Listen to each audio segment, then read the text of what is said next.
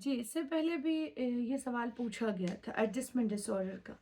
तो सबसे पहले हमें समझना होगा कि एडजस्टमेंट डिसऑर्डर क्या है।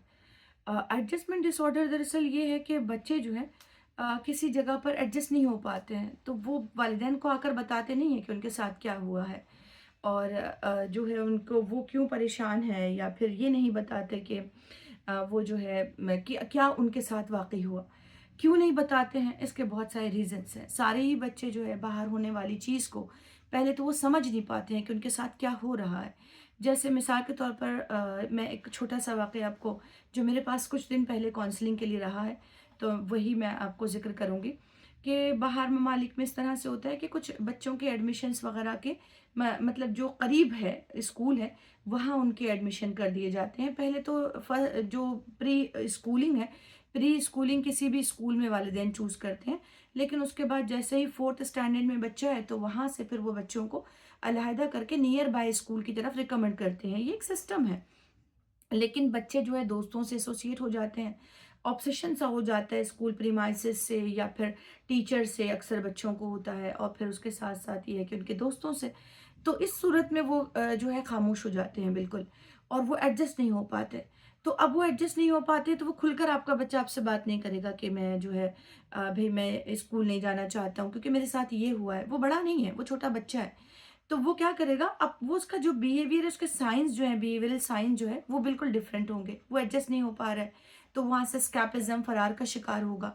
वो स्कूल नहीं जाना पसंद करेगा। अब वो स्कूल से बहुत बोर फ़ील करेगा और फिर वो उदास रहेगा, खामोश रहने लगेगा।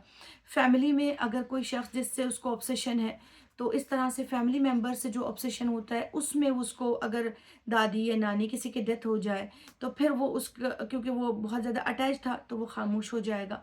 तो एडजस्टमेंट डिसऑर्डर को बच्चों को, वालिदैन को सिग्नल से समझना होगा, उनके बदलते बिहेवियर की वजह से आइडेंटिफ़ाई करना होगा।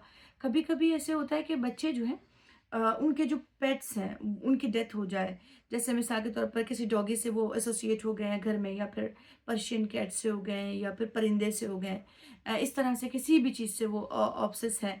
तो जैसे ही वो उनका वो मतलब उनकी डेथ हो जाए, तो बच्चा वहाँ पर डिप्रेस फ़ील करना शुरू कर देगा। इसी तरह से बच्चे, छोटे सिबलिंग्स कहते हैं, न्यू सिबलिंग्स जब आ रहे हैं, छोटा बच्चा माँ-बाप की गोद में आया, तो पहला वाला बच्चा जो है वो बिल्कुल वालिदैन से दूरी महसूस करने लगा कि उसकी मोहब्बत बढ़ रही है। तो अब वो महसूस करेगा कि गोया कि मैं जो है अकेला हो जाऊँगा, और मेरे वालिदैन की गोद में तो अब जो सेंट्रल पोज़ीशन है वो छोटे बच्चे की है। तो बस वहाँ पर वो खामोश हो जाता है और एडजस्ट नहीं कर पाता। एडजस्टमेंट डिसऑर्डर से आपको लगता है कि छोटी-सी चीज़ है, लेकिन बच्चे के लिए बहुत बड़ी चीज़ होती है। इसलिए क्योंकि वहाँ पर उसकी जो लर्निंग जो होती है उसके माहौल से, वो नहीं कर पाता। वो उस पर ओवरथिंकिंग करता है। उसकी एडजस्ट ना होने की वज़ह से ये सारी चीज़ें उसकी ओवरऑल पर्सनैलिटी पर असर करती है। फिर इसी तरह से कोई और हादसा हो, दोस्त हों, स्कूल में होने वाली बुलिंग हो, या फिर उसको किसी ने मज़ाक बनाया, या दोस्त उसके छूट गए हों, उसके दोस्त के दरमियान कोई और दोस्त आ गया हो। तो इस तरह से एडजस्टमेंट डिसऑर्डर के इश्यूज़ बच्चे के साथ होते हैं। इसको बहुत जल्दी सॉल्व कर लेना चाहिए। वहीं पर वालिदैन को बहुत अटेंटिव रहकर वक़्त पे सॉल्व कर लेने से बच्चा बहुत फ्रेश आगे बढ़ने लगता है।